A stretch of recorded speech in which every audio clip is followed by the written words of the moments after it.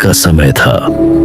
आसमान में काले बादल ऐसे फैले थे मानो किसी ने पूरे जंगल को कफन ओढ़ा दिया हो।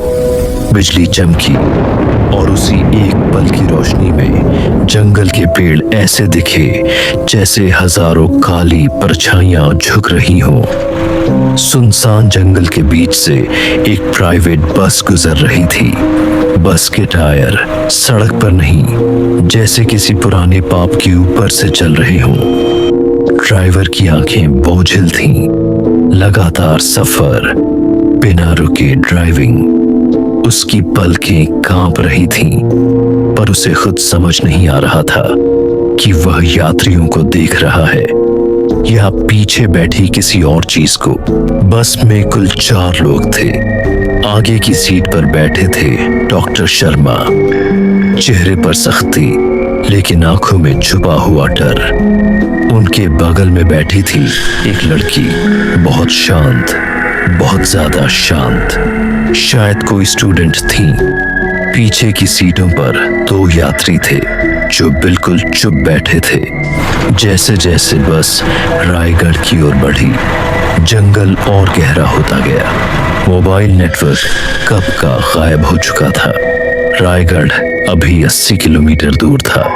पीछे बैठा लड़का अचानक बोला, रात के बाद इस रास्ते पर कोई नहीं चलता। ड्राइवर ने पूछा, क्यों भाई, ऐसा क्या है इस गांव में जो रात को कोई नहीं गुजरता? लड़के की आवाज भारी हो गई, क्योंकि यहाँ मौत का रास्ता शुरू होता है।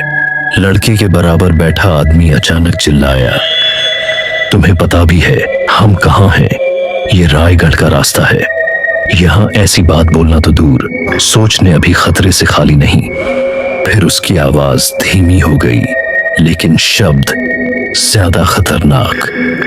यहीं इसी जंगल में कुछ समय पहले एक लड़की को जिंदा जला दिया गया था, और कहते हैं आज भी वो लड़की इसी सड़क पर। इतना कहते ही उसकी आवाज दर से थम गई। बस के अंदर सन्नाटा। उस रात के बाद कोई गाड़ी आधी रात में नहीं चलती, और जो चलती है वो पूरी नहीं पहुंचती। डॉक्टर शर्मा की रूह कांप उठी। अचानक धड़ाम, बस जोर से झटका खाकर रुक गई। ड्राइवर घबराया। इंजन बंद हो गया। चारों तरफ अंधेरा, इतना गहरा कि आंखें खुली हों या बंद कोई फर्क नहीं। लड़का बोला, मैं उतर कर देखता हूं, लेकिन आप लोग बस से मत उतरना। लेकिन डर में कोई किसी की नहीं सुनता। एक एक कर सब नीचे उतर आए। सड़क के दूसरी तरफ कुछ खड़ा दिखाई दिया। बिजली चमकी। एक लड़की, लाल रंग की साड़ी, बाल खुले हुए, उसके हाथ और पैर पूरी तरह जले हुए थे। कोई चीख नहीं, कोई हरकत नहीं, बस खड़ी। ड्राइवर पीछे हट गया। ये कौन है? लोग कहते हैं जब उसे जलाया गया तब वो भागी नहीं थी। उसका शरीर एक ही जगह खड़ा जलकर डॉक्टर शर्मा जैसे पत्थर हो गए। तभी उनके बिल्कुल पीछे से एक धीमी आवाज आई, शर्मा। बहुत पास, इतनी पास कि उनके कान में सांस की गर्मी महसूस हुई। उन्होंने मुड़कर देखा, कोई नहीं। लाल साड़ी वाली लड़की अब भी दूर खड़ी थी। कॉलेज स्टूडेंट लड़की धीरे से बोली, सर, आप ठीक हैं? डॉक्टर शर्मा कुछ बोल नहीं पाए। पीछे वाला लड़का धीमे स्वर में बोला, आप लोग जानते हैं सबसे डरावनी बात क्या है? सबने उसकी तरफ देखा। इस केस में कोई आरोपी नहीं मिला था, बस कहानी बची थी। और कहानी लोगों के दिमाग में अपना रास्ता बना लेती है। हवा तेज चलने लगी, पेड़ सरसराने लगे। लाल साड़ी वाली लड़की अब दिखाई नहीं दे रही थी। डॉक्टर शर्मा अचानक टूट गए। बस करो, उन्होंने कहा।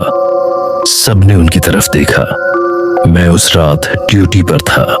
आवाज कांप रही थी। लड़की लाई गई थी, गंभीर हालत में अगर मैं थोड़ा और, वे चुप हो गए। कॉलेज स्टूडेंट लड़की ध्यान से सुन रही थी। अचानक फिर बिजली चमकी। सड़क खाली थी। कोई लाल साड़ी नहीं, कोई जली हुई लड़की नहीं, बस अंधेरा। ड्राइवर बोला, शायद हम सब डर गए थे। लड़का बोला, या शायद कुछ कहानियां सिर्फ दिखने के लिए नहीं होती। सुबह सुबह बस रायगढ़ पहुंची।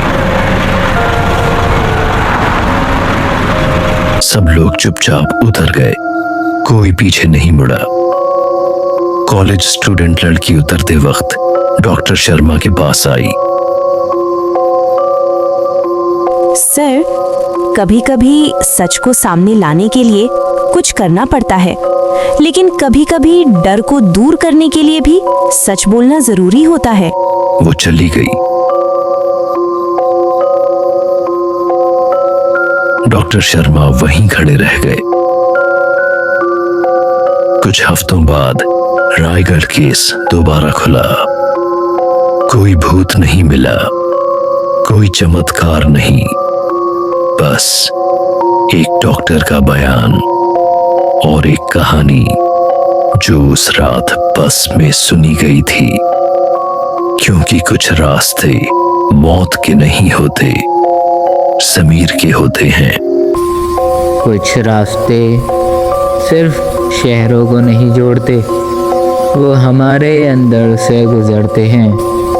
हम अक्सर सोचते हैं कि अगर हमने कुछ किया ही नहीं तो हम दोषी कैसे हो सकते हैं। लेकिन सच्चाई ये है, कभी कभी कुछ ना करना भी एक बहुत बड़ा फैसला होता है। उस रात ना तो किसी ने आग लगाई, ना किसी ने हथियार उठाया, किसी ने जोरों से मारा भी नहीं, फिर भी एक लड़की मर गई।